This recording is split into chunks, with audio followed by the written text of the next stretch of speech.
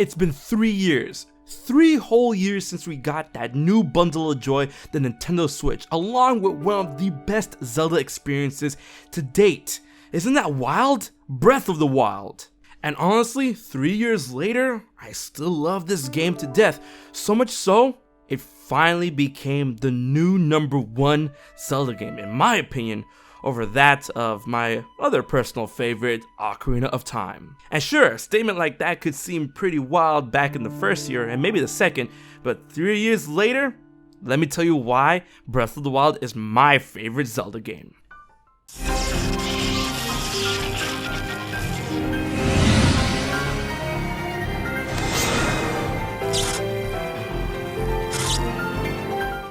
Three years later, people are still enjoying this game, people are still enjoying the Nintendo Switch, and more people are coming to the Zelda Legion, the Zelda cause, through Breath of the Wild. You know we had to celebrate some way. And honestly, I'm not BSing you guys for the sake of a 3rd anniversary or the video or anything. I've said it before, I've said it again, but you guys keep asking me. Breath of the Wild right now is indeed my favorite Legend of Zelda game. It used to be Ocarina of Time, but man oh man, this game just clicked in all sorts of ways for me. And honestly, after dumping so many hours into this game, I'm still playing it. You know, Breath of the Wild 2 is supposedly around the corner. And in this gigantic, the biggest imagining of Hyrule to date, there's always something fresh and exciting when you decide to start over the game or just go and try to 100% it, which is still no easy feat. And honestly, I love this game and I love what they did with it, and I feel that this is the right avenue for Zelda to go towards in a new formula. Let me tell you why. Hey guys, it's HMK once again with another Breath of the Wild video, psyching you guys up for the potential of the sequel that's coming in now. It's been 3 years and I still play this game and I still love it. Please let me know of your experiences of Breath of the Wild in the comment section below. And honestly, that's the biggest reason why I love Breath of the Wild. It's a huge breath of fresh air. Sure, they tried it before with Skyward Sword, and honestly, that placed very high for me, but it couldn't be #1. And I really wanted Twilight Princess to be the #1 game, but despite my personal feelings and your personal feelings, it just didn't really click with me as the top Zelda game. Sure, it could be your favorite, but I found a lot of things glaring about that. And hey, this is my personal opinion. I love all Zelda games. Twilight Princess, it was almost there. Skyward Sword had a cool breath of fresh air, but I feel Breath of the Wild is the game that Twilight Princess and Skyward Sword meant to be. That combined with so many other reasons makes it #1 for me.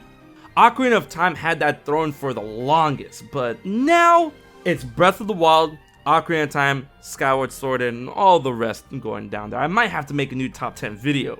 But let's get down to the nitty gritty on why I think this is the best Zelda game ever, and it's my personal favorite when it comes to the Legend of Zelda series, a series I literally grew up with. The biggest reason why I love it, it's #1, something that supersedes over that of Twilight Princess and Skyward Sword, is that in this gigantic world of Hyrule, there's always something to do, there's always something to find, there's something new around every corner. Especially on your first playthrough, which is an enchanting story for anyone who boots up the Nintendo Switch, or a Wii U. With how gigantic the world is, you're always going to be looking for those Sheikah shrines and those Sheikah towers after you get off the Great Plateau. And finding these shrines, these small localized, specialized dungeons and challenges in each one of these 120 shrines. Given that not all of the shrines have a challenge or a little dungeon attached to it, it always is such a joy to find these shrines. Some of these shrines are just sitting out there waiting for you to find them yourselves and solve them. Some of them you have to bring out of the ground yourself, and those usually have the blessings. But with that leading the charge in terms of looking around the world of Hyrule just kept the energy very high in this game, and I feel that's why I made it #1. It's not only the shrines, but you're also finding new areas of Hyrule, trying your map, looking over the towers and see where you can get to from vantage points with your glider, the paraglider. There's enemies around every corner, every region, and they have a lot of loot on them, and the looting system is so fun. The fact that you can bop the enemies, keep their weapons, keep their organs, what they drop, and maybe the area that you're finding these enemies in have a box, a chest that only you can unlock once you beat everyone in the area. And constantly finding these new weapons of various types and elements and attack powers and little buffs that they have with long throws, durability up and stuff. You never know what cool trinket you're gonna find.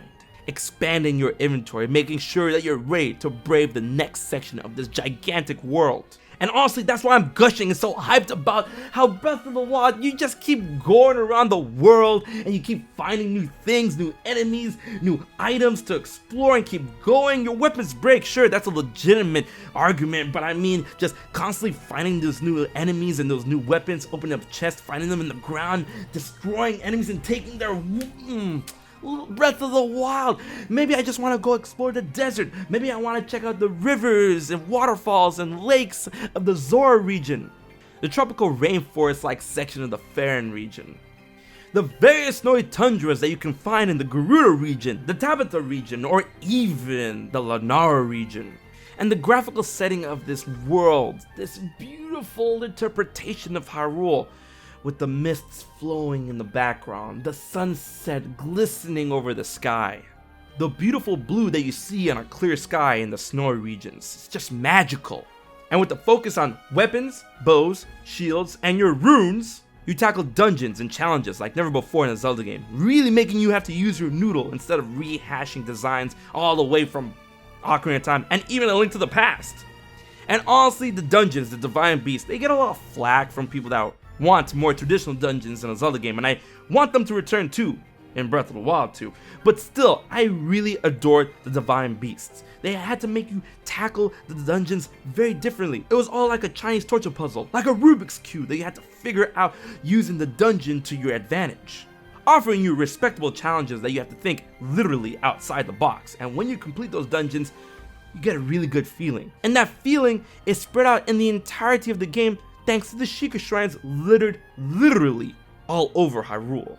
And when it comes to the pacing of traversing the world of Hyrule, walking by foot, horses, paragliding, teleportation through all the Sheikah shrines, and the towers, guys, it was perfect. And of course, when it comes to being a theorist and a lore expert when it comes to Legend of Zelda or video games, Kingdom Hearts, all that good jazz, with all of the lore sprinkled around the entirety of Hyrule, finding new things on how it connects to the past and what it could afford the future, it was just so satisfying. I'm not talking about the actual overarching story of Breath of the Wild, which has some kinks thanks to the memory system. I'm talking about all the callbacks, all of the appreciation that Zelda lore has in Breath of the Wild that you can find and track back all the way to the first Zelda game. It's a celebration! Now, when it comes to complaints, I do understand them when it comes to Breath of the Wild, such as rain, but I mean, of course, we're in a living, breathing world. Weapon breaking, I understand that it's frustrating, especially when you have a favorite that isn't the Master Sword, but when you look on the other side of the coin of weapon breaking allows you for more exploration and more weapons to add to your inventory. I feel like it's a good balance. Like, again, that high energy, and you know I love that high energy when playing Zelda games, or any games in general.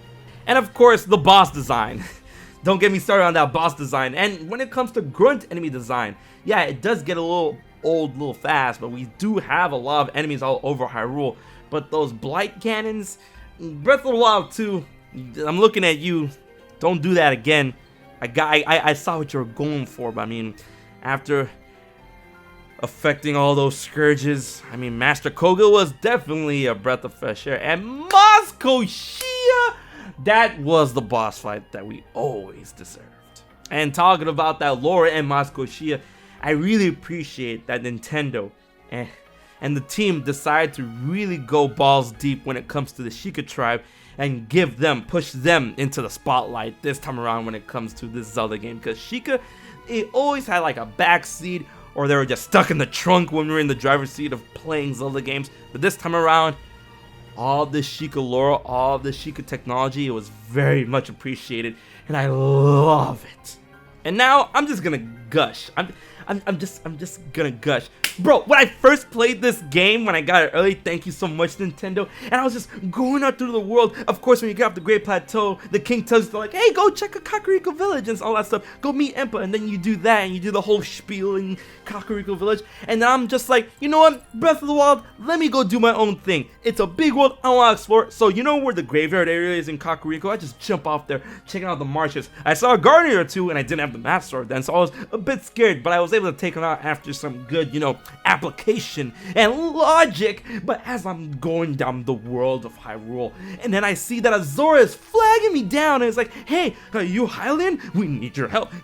Let's go this way. I'm like, you know what? Sure, why not? I'm chilling. This is a giant world. I want to play it my way. So you know what? My way says, let's take the highway and go that way, where the Zora's way is taking me this way. So I go that way, and then I meet Sidon, which is great, awesome character. And then like it's getting really rainy. I'm like, oh man, I really shouldn't climb cliffs. I have to take this pathway they're telling me to go. And then you see the blue lights and the blue, and then over the span, you're going on a completely crystallized, beautiful bridge to Zora's domain.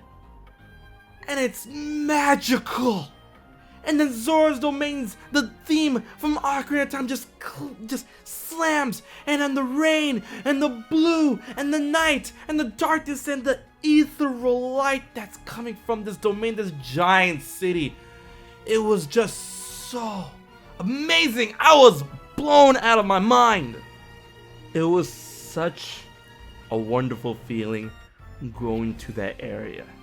And then visiting the other regions of Hyrule, the Gerudo Desert, the Rito Village, Goron City, Death Mountain, and then just going off to Hyrule Castle when you finally feel that you're ready. And that's one of the best things about Breath of the Wild, is that Ganon, Calamity Ganon, is over Hyrule Castle the entire time of the game.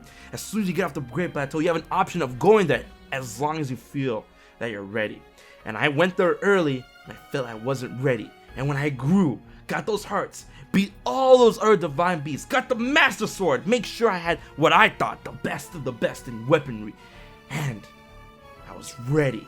And I stormed Hyrule Castle.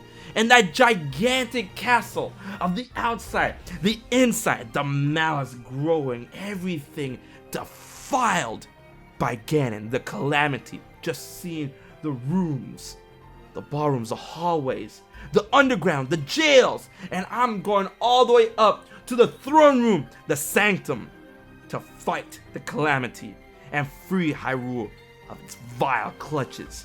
And that feeling was so amazing as a Zelda fan, because usually you have to go through the loops, you have to go through the dungeons, you gotta go through the story, you gotta go to the first 3 dungeons to get the Master Sword and go save the sages, and then open up Ganon's Tower and go there. And by the time you go there, you know you're ready because you open up the dungeon, you get there. That's the point. You go through all the things to open up Ganon's Tower. But this time around, Ganon's Tower, Hyrule Castle, is open from the beginning. So you really have to ask yourself a question when you play this game. Are you ready to save Hyrule? Are you ready to save the princess? And that's something that's different for everybody playing this game. And that's why it's my favorite. That's why it's one of the best experiences in the world. The Nintendo Switch, the Wii U, Breath of the Wild. And that's why it's getting a sequel. And that's why I'm super hyped, and that's why I'm super pumped. Despite its shortcomings, there's no such thing as a perfect game. But for me, it comes close. But despite all of its shortcomings, this has me extremely pumped for what we can see come afterwards. 3 years later, we voiced on what we don't like about the game, but we also voiced what we loved about it.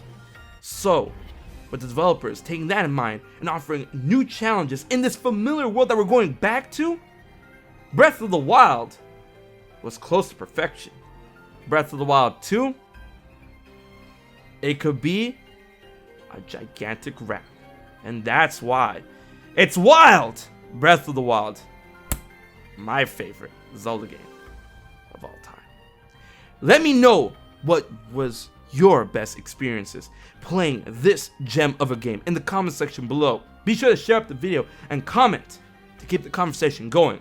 Be sure to like and subscribe as I post content every week. Big thanks to my Patreon supporters for help making this video happen. If you want to find out if you can support HMK for just $1 a month, check out my Patreon page. And also, Be sure to check out my Twitch as I stream Zelda games, including Breath of the Wild Master Mode Run, which I'm currently on. So guys, until the next video, until the next Zelda game, this has been HMK, and I'll check you guys later.